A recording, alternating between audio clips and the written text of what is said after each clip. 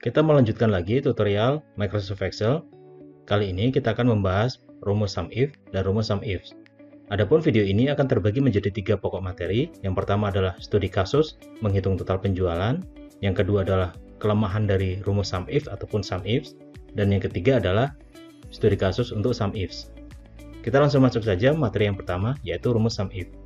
Rumus SUMIF adalah rumus untuk menjumlahkan data sesuai satu kriteria, di mana kita bisa menggunakannya bila kita memakai Excel 2003 ke atas. Adapun rumus SUMIF masuk ke dalam kategori formula Math and Trick. Dengan sintaks SUMIF-nya adalah range diikuti dengan kriteria, lalu sum range. Range di sini adalah area pencariannya, kita mau cari apa, kemudian kita masukkan kriterianya, baru ketika sudah ketemu akan dilakukan penjumlahan atau sum range. Kita langsung masuk ke studi kasus, yaitu menghitung total penjualan. Di tabel sebelah kiri kita melihat ada tabel penjualan atas produk-produk beserta dengan kualitas dan juga tanggal penjualannya. Dan di sini kita ingin menghitung total penjualan sesuai dengan kondisi. Yang pertama adalah produk mangga. Maka untuk menghitung total penjualan dengan kondisi ataupun kriterianya adalah produk mangga, kita masukkan kriterianya di sini, baru kita masukkan rumus SUMIF ya. SUMIF, lalu range-nya, areanya adalah produk ya, kemudian kriterianya adalah sel K7 atau mangga, kemudian sum range-nya adalah penjualan. Kurung tutup, tekan enter, maka akan didapat hasilnya adalah 20, yaitu ini 20.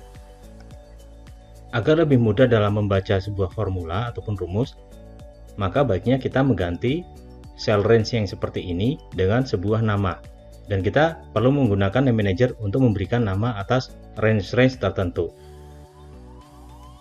Kita blok data table penjualannya, kemudian masuk ke formulas, lalu di tab define names kita pilih create from selection, dan kita pilih top row. Ini maksudnya adalah dia akan membentuk name manager sesuai dengan judulnya ya. Kita klik OK, dan ketika kita lihat di name manager, maka otomatis datanya sudah terbentuk. Misalkan contoh produk, name manager produk, ketika kita klik reverse to nya, maka dia akan melakukan seleksi atas isi dari nama produk. Kita escape, dan untuk yang lainnya pun sama. Oke, sekarang kita perbaiki rumusnya. Yang tadinya adalah B7 sampai B16 kita ganti dengan produk. Lalu untuk yang ininya, yang sum range penjualan, kita ganti penjualan. Tekan enter, maka hasilnya pun sama. Sebelum melanjutkan, saya ingin menjelaskan bahwa untuk masing-masing studi kasus kita akan menyelesaikannya dengan dua cara. Yang pertama adalah menggunakan kriteria, menggunakan referensi sel, dan yang kedua adalah berupa teks. Untuk rumus yang berupa teks, kalau kita lihat di sini akan menghasilkan nilai yang sama, cuma di sini kita memakai tanda petik 2 mangga. Dan untuk kasus 2 sampai 12 saya sudah membuat rumusnya supaya mempersingkat durasi video ini. Ya, jadi nanti kita cuma lihat rumus-rumusnya dan bisa dipraktekkan sendiri. Yang kedua adalah produk bukan mangga. Maka kita lihat hasil formulanya. Di kriterianya kita ada tanda tidak sama dengan, kemudian diikuti dengan mangga, dan rumusnya adalah SUMIF produk, di mana kriterianya adalah K8, lalu kita jumlahkan. Sum range-nya ada di penjualan. Dan untuk rumus berupa teksnya adalah seperti ini. Untuk kasus berikutnya yaitu produk berupa mangga atau apel. Kita akan menyelesaikan masalah ini menggunakan constant array atau array konstan. Ya. Yaitu seperti ini. Ada kurung kurawal, lalu diikuti dengan mangga, kemudian koma apel, lalu dilakukan penjumlahan, baru di depannya kita kasih sum. Kita coba drill down ya. Misalkan saya blok untuk rumus ini, rumus SUMIF-nya, kemudian masuk ke formula, lalu calculate now, maka dia akan membentuk data array yaitu angka 20 dan 90. Nah, keduanya ini di sum, maka akan menghasilkan nilai 110. Kita bisa juga menggunakan referensi sel, ya misalkan mangga ataupun apel, tapi ini terlalu panjang rumusnya. Jadi saya tidak menyarankan untuk itu. Pakai saja array konstan seperti ini. Kasus berikutnya adalah hitung total penjualan untuk kualitas premium. Maka kita bisa lihat di sini kriterianya adalah premium, lalu di sini ya sum if-nya adalah kualitas yang ini, kemudian kriterianya adalah premium yang angka 10, kemudian dihitung total penjualannya. Dengan versi teksnya tinggal tanda petik 2 lalu masukkan premium. Kasus berikutnya adalah jumlah karakter produk sama dengan 4. Maka kita bisa menggunakan tanda tanya sebanyak 4 kali ya untuk kriterianya, baru kita masukkan rumus produk di mana jumlah karakter produknya adalah K11 atau 4 ini ya.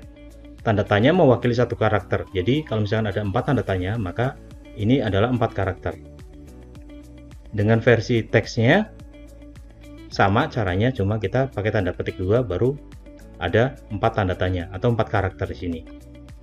Kasus berikutnya adalah inisial nama produk sama dengan ma. Kalau kita lihat di sini ada mangga, ada manggis, dan ada semangka. Dan kita akan coba total. Kita lihat kriterianya seperti apa. Yaitu ada tanda bintang, kemudian diikuti ma, lalu tanda bintang lagi. Tanda bintang maksudnya adalah mewakili banyak karakter. Jadi ada karakter apa saja, kemudian ada kata ma, lalu karakter berikutnya adalah tanda bintang atau banyak karakter di sini. Maka kita bisa menggunakan rumusnya sama. Untuk teksnya seperti ini. Kasus berikutnya adalah kuantiti penjualan lebih dari 7. Maka kriterianya adalah lebih besar dari 7. Lalu rumusnya sama, kita memakai di sini range-nya adalah quantity ya. Kriterianya adalah K13. Dengan cara yang sama untuk teks seperti ini. Sebelum saya lanjutkan kasus yang ke-8, kita perlu tahu sintaksnya, di mana sum range ini sifatnya adalah opsional. Ketika sum range ini tidak di-input, maka dia akan menjumlahkan data yang ada di range ini. Misalkan di sini kuantiti penjualan lebih besar dari 7, di sini kita memakai adanya sum range-nya adalah penjualan. Kalau misalkan ini saya hapus, maka dia akan menjumlahkan range yang ada di kuantiti ini. Kita coba enter. Kuantitinya, jumlah kuantitinya adalah 49.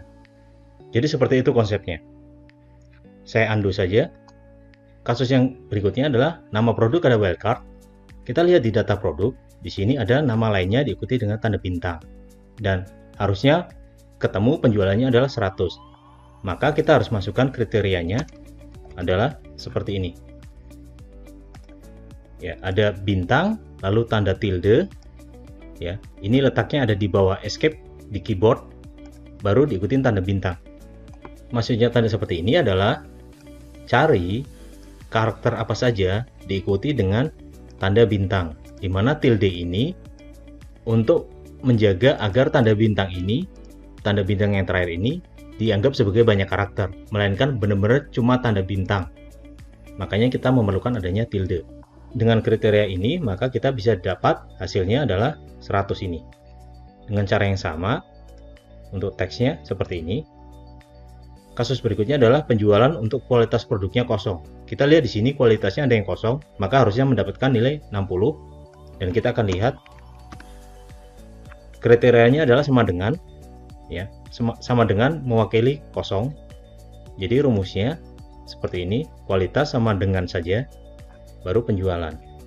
Dengan versi teksnya kita masukkan tanda petik 2 sebanyak 2 kali, atau kita bisa tambahkan sama dengan, itu akan menghasilkan nilai yang sama.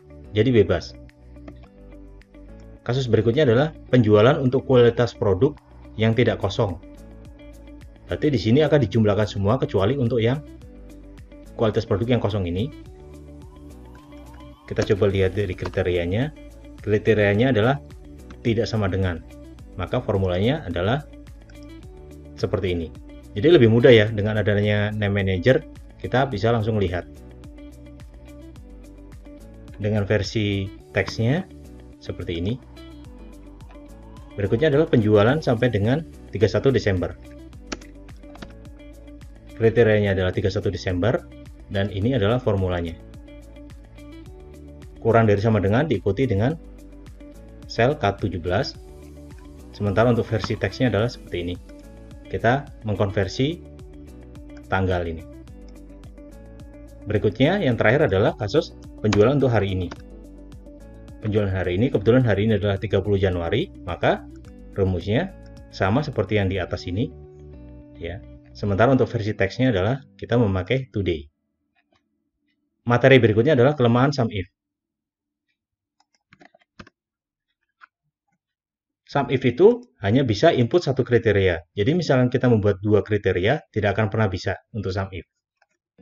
Lalu, kelemahan yang kedua adalah kita tidak bisa memakai substitute array. Maksudnya, kita tidak bisa menginput kriterianya dengan memakai rumus di sini. Tidak bisa. Misalkan year ini ya sama dengan 2022. Tidak bisa seperti ini. Ya, ini maksudnya adalah substitute array. Jadi kita ingin dari array ini kita substitusikan menjadi sebuah rumus baru. Tidak bisa seperti itu. Jadi benar-benar range yang asli. Tidak bisa dibuatkan formula. Demikian juga untuk case sensitive. Kita tidak bisa menggunakan exact atas produk ini di dalam kriterianya, tidak bisa. Kita akan masuk ke materi yang ketiga, yaitu SUMIF. SUMIF pada prinsipnya sama seperti rumus SUMIF, di mana untuk SUMIF ini kita bisa menjumlahkan data sesuai dengan banyak kriteria. Jadi bisa lebih dari satu kriteria, dengan maksimal kriterianya adalah 127. Rumus SUMIF ini keluar di Excel 2007. Jadi 4 tahun setelah rumus SUMIF keluar ya. Ini 4 tahun kemudian baru keluar rumus SUMIF. Kategorinya sama, masuk ke dalam kategori formula math and trick. Sementara untuk sintaksnya yaitu SUMIF, lalu SUMRange, kemudian range yang pertama, lalu diikuti dengan kriteria range yang pertama, lalu range yang kedua, diikuti kriteria range yang kedua, dan seterusnya sampai dengan range 127. Karena semua fitur SUMIF bisa diterapkan di SUMIF, jadi untuk studi kasus SUMIF ini saya cuma membuat satu studi kasus saja, di mana kita memakai lebih dari satu kriteria.